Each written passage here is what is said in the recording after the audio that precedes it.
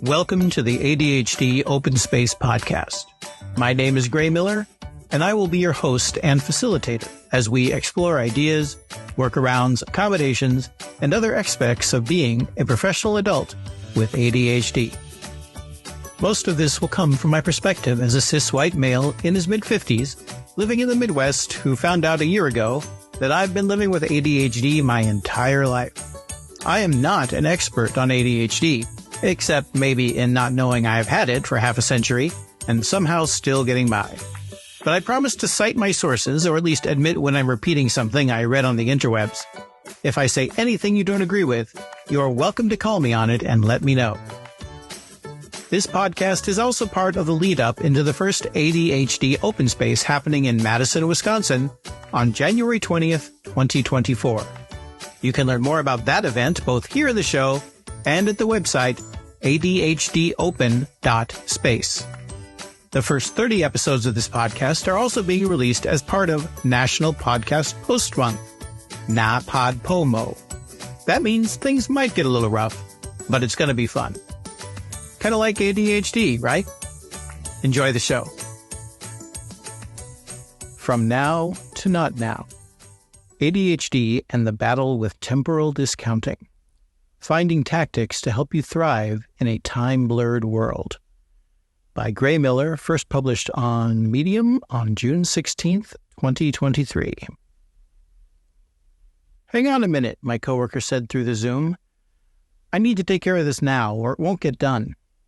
I nodded and sat back in my office chair. I get it. Let me know when you're done. The task was small, tedious, and crucial to the success of our upcoming fundraising campaign for the Rape Crisis Center where we work. I'd mentioned it in passing as we were covering a different topic. Now it had interrupted the flow of the meeting, not even a third of the way down the agenda. As I doodled in my notebook, listening to the clicks of them typing through my laptop speaker, I wasn't annoyed at all. Like me, my coworker deals with ADHD every moment of every day. Unlike me, they've known about it for most of their professional life. And this was how they compensated for time blindness. When a task was essential, it took priority because they couldn't trust their brain to take care of it later. That method worked for them. They are very good at their job. My own coping strategy had unconsciously developed decades ago before I really even knew about ADHD in anyone. It takes the form of the little notebook I carry with me almost everywhere, full of little dashes for tasks needing to be done that turn into plus signs when complete. Of course, my system relies on my ability to go back to the notebook on a regular basis and actually review my lists. My coworker, on the other hand, just gets shit done. I can't say whose method is better, but it occurred to me at that meeting that both of us were trying to deal with the same problem. No matter when it is, now you are. To quote Susan Lasky, for people with ADHD, life is either now or not now. When projects are due in the future, we engage in temporal discounting. You know you need to get going on it, but there's no sense of urgency, and your mind focuses on other matters until the day before. Temporal discounting is no longer a factor when what was in the future is now. If the term temporal discounting is new to you, it was to me, it basically goes back to that marshmallow experiment. You know, the one where supposedly a child's success in the future was determined by whether or not they could resist eating a marshmallow long enough for a second marshmallow to be delivered, or if they succumb to the immediate gratification of eating it now. There are all kinds of problems with that study, starting with the fact that in 2018, when the researchers tried to replicate it, quote, they did not see a significant correlation with how long kids have been able to wait and future success and performance. Waiting only the first 20 seconds accounted for the majority of what was predicted about future academic achievement. Waiting longer than 20 seconds didn't track with greater gains. It's from an article in Psychology Today. Another issue is that it's more to do with the confidence in authority figures. If a child doesn't believe that the promised second marshmallow will ever be delivered, they are likely to go for the arguably smarter idea that one in the mouth is worth two in the nope, sorry, we're all out of marshmallows. In some ways, it feels like the entire rise of civilization is one marshmallow experiment after another. Can you hold on to your resources long enough for them to be leveraged into something more? Take a look at the gleam in a financial planner's eyes as they talk about the magic of compound interest. If I can keep from spending that money, put it in a savings account and wait. It'll be worth more in the end. I know high inflation and low interest rates have kind of ruined that idea, but it used to be true. But what if you don't believe in the end, or at least can't really intrinsically understand it? Then that money is just sitting there, doing nothing. And meanwhile, the world is filled with stuff that I want. Mix in a little scarcity mentality, and you end up with a whole lot of paycheck to paycheck, or worse, robbing Peter to pay Paul monetary strategies. Rupert Jones in The Guardian wrote, research commissioned by the digital bank Monzo and conducted by YouGov found that those living with ADHD are 4 times more likely to frequently impulse spend than those who do not have that condition. Now, compound interest doesn't just apply to money. Temporal discounting is like impulse buying, but with tasks rather than cash.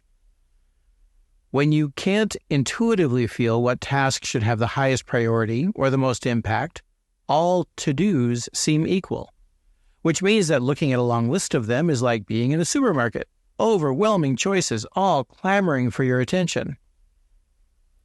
My coworker was not giving in to an ADHD impulse when they decided to do that task in the middle of our meeting. They were using a tactic to counter it. Experience had shown that when a task was labeled important and essential, the best way to make sure it got done was to do it now. Any other method, for them, was too much of a risk. My own strategy is demonstrably less effective at getting things done because it relies on a combination of tactics in what ADHD researchers call scaffolding. What it comes down to, both with financial acumen and task management, is executive function. And that's what we have trouble with. My personal mantra is a hybrid paraphrasing of Dr. Russell Barkley and the fictional Martian astronaut Mark Watney. Executive function, I'm going to externalize the shit out of it. So when I hear that something is essential, unlike my coworker, I whip out my notebook and my multi-pen, select the red ink, and dash something off. Do this later.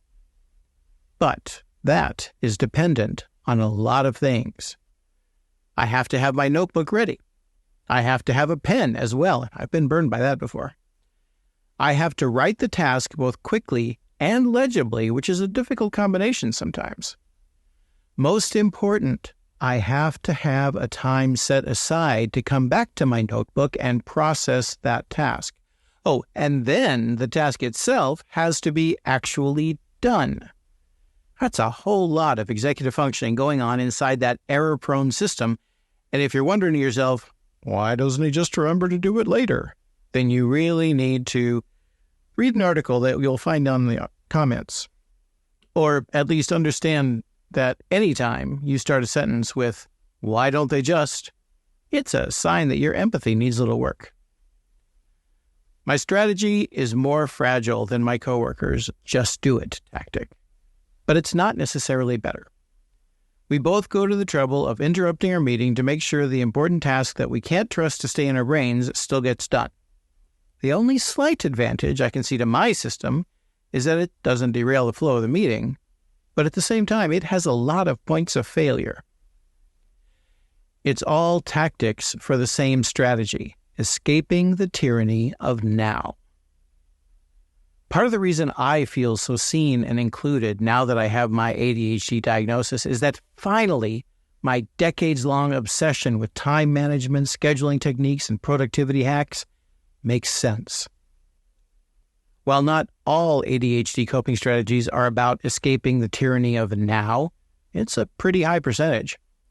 I would even argue that our trouble with time blindness and the associated effects are the first symptom of ADHD we have to deal with, because otherwise we won't have time to deal with any of the others. Now, even as I write that, my brain is arguing, well, what about emotional regulation? Don't you have to be calm enough to take a look at your strategies in the first place? Maybe that's another podcast. I'd like to hear your thoughts in the comments. Most of all, though, while the strategy may be universal, the tactics are personal. It's not about finding the best productivity system or time management app. It's about finding the best one that works for you right now. And it's especially important to have those last two words because thanks to hedonic adaptation and a messed up dopamine distribution system, the one that works today might not work tomorrow. There very well may come a time when I see my coworker narrow their eyes, pick up a pen, and scribble something in their notebook, even while I'm opening up another window next to Zoom to take care of something now. It's okay. We still get shit done. I hope you've enjoyed this episode of the ADHD Open Space Podcast. Again, my name is Gray Miller. If you have any comments or questions about the show, you can feel free to leave them on the podcast page at adhd.substack.com/podcast, or you can email me directly, Gray, Gray, at adhdopen.space. The background music for the intro and outro are from pixabay.com and are called Funny Days Together by Background Music Lab, used under a YouTube Content ID license.